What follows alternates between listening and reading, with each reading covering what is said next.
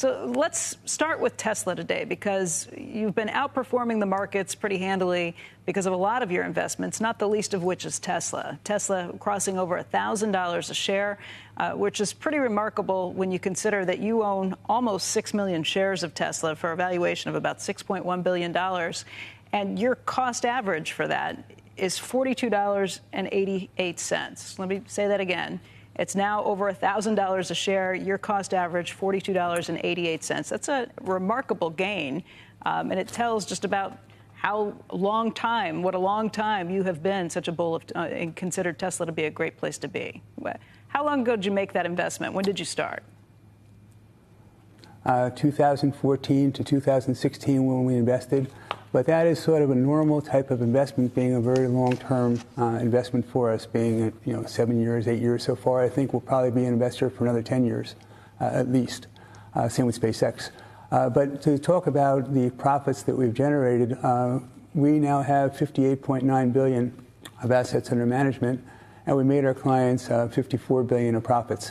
In that $54 billion of profits is included about $6 billion from Tesla, from a $380 million investment 7 or 8 years ago. But it wasn't smooth. The business was continuing to increase, and the stock price gyrated fairly significantly in the first several years because they weren't very profitable. It's very, very hard to accomplish what they have, very hard. And in my lifetime, in the 1950s, there were maybe 50 car companies. They all failed. When I first met Elon 10 years ago, I thought I was very skeptical about whether we'd be successful. And it's only after they started producing the Model S, we began to purchase stock. It took us 2 years to make that investment.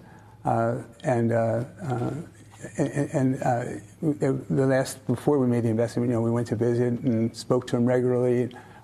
Probably followed it for 3 or 4 or 5 years before we ultimately invested. And most people were really skeptical. Roger Penske, we had investment in Penske Auto, the car dealership, and he bet me that he wanted to bet me a lot of money. I said, I can't take your money, but why don't we just play for dinner? And he said, you'll never make it, but I'll bet you dinner. He never paid the dinner. He owes me a dinner, but he hasn't paid it. And but most people, his friends, Elon's friends, told me they thought this is I shouldn't invest, and they thought that he wasn't focused on making profits short term, and I thought that was going to make it an unattractive investment. But the way we invest is that we're investing in businesses that are investing in themselves, that are penalizing current profits to become much larger businesses. That's what he was doing, and so he was able to show that the profits that he was earning, he was reinvesting to build new factories, to start new models, to do research, to build new batteries, to start all these other businesses. And as a result of that, there was great volatility in the profitability of his business initially, where he was spending more money he was taking in, and he was stretching himself. But ultimately, he now has a factory in Fremont, one in Reno. His one that's going to open in Austin very shortly. He just opened one in China. Ron, that does raise the question. I mean, you've made almost $6 billion on this investment. You say that you plan to be in it maybe another 10 years. How key is that investment? How key is Elon Musk to that investment? Would these companies, Tesla and SpaceX, which you also have a stake in, would these companies be the same without him? Right now, they wouldn't. And so the risk that we have, the biggest risk I think we have, is his health.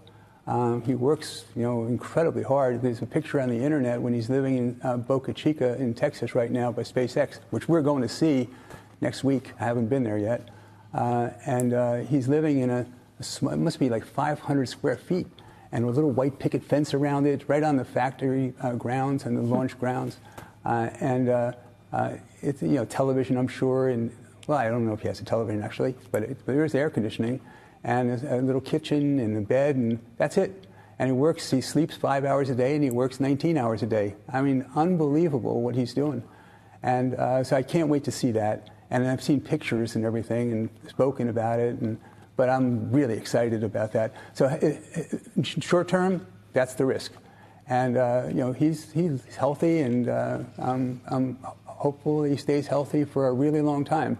He's got big plans. He said he wants to die on Mars, not landing on Mars, but after living there. But I think that he's healthy and working hard and brilliant guy and inspiring. Because of him, this is, with SpaceX, the two most popular companies for engineers when they graduate to work for. It is, look up in these surveys, the most popular place to get a job is for in Tesla and SpaceX. They just had, so this is the Tesla Impact Report from 2020. And so all you have to do, it's 80 pages. I tell my friends, read this report. This is why you own Tesla. Read this report.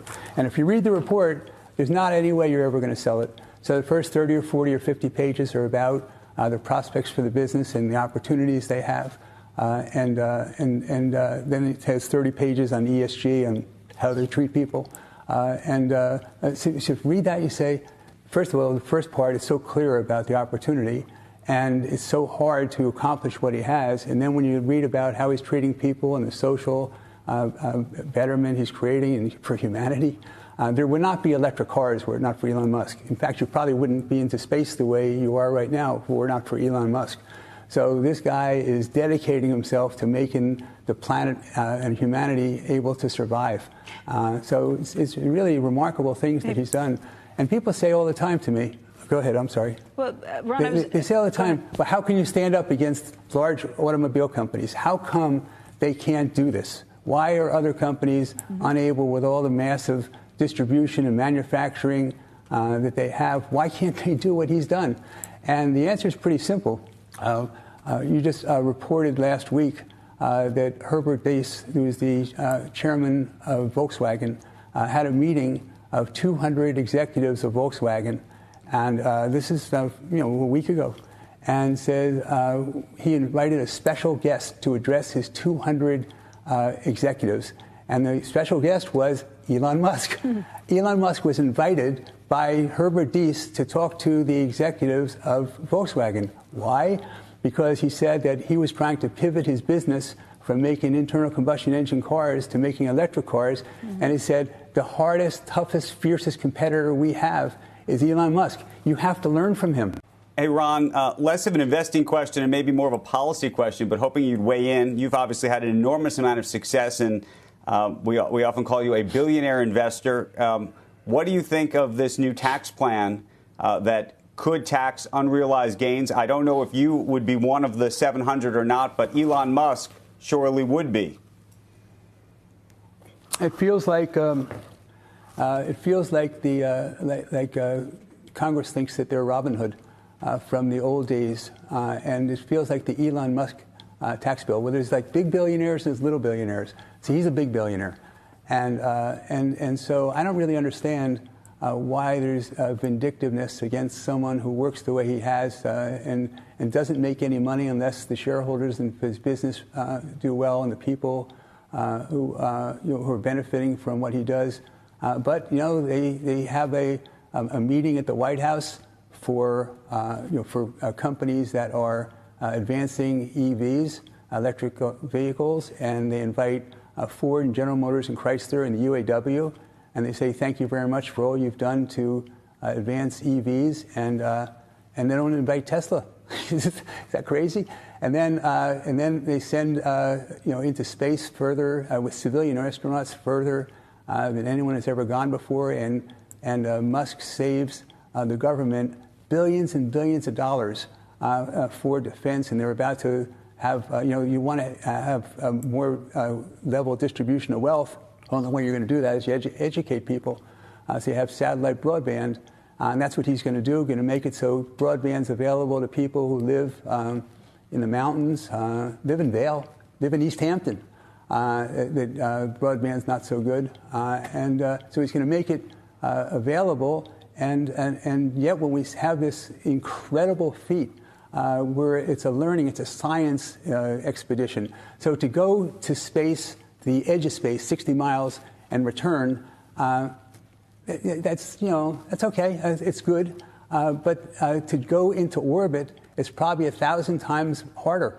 And to try to land what you have taken from orbit to Earth, that's probably 100,000 times harder.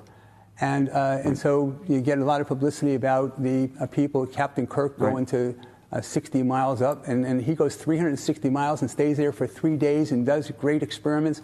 Not a phone call. How come?